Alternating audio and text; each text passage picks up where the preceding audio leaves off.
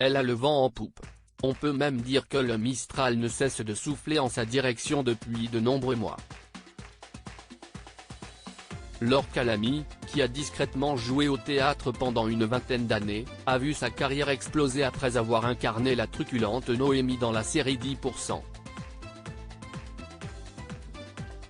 Détentrice d'un César de la meilleure actrice pour son intervention dans Antoinette dans les Cévennes en 2021, la comédienne a tout simplement tourné 25 films en l'espace de 7 ans, dont 3 qui débarquent actuellement au cinéma.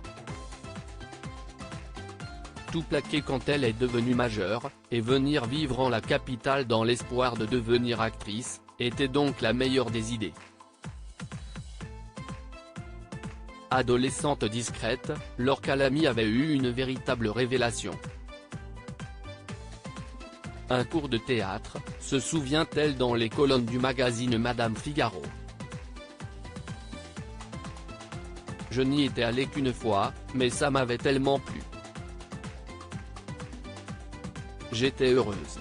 Il aura fallu qu'elle se montre patiente avant de devenir l'un des visages les plus présents du cinéma français.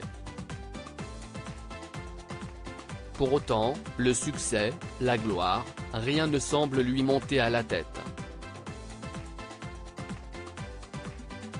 Elle mène, au contraire, un quotidien très modeste, sans eau ni lumière, dans son Mazet des Cévennes, avec son compagnon, guide de montagne de profession. Pas étonnant qu'elle ait autant cartonné dans le long-métrage signé Caroline Vignal.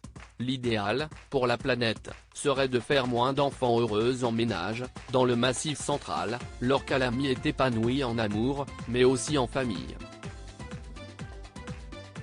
Si elle ne souhaite pas avoir d'enfants, et souhaiterait qu'on fasse cesser cette injonction aux femmes, elle adore ceux des autres et particulièrement son beau-fils et son filleul.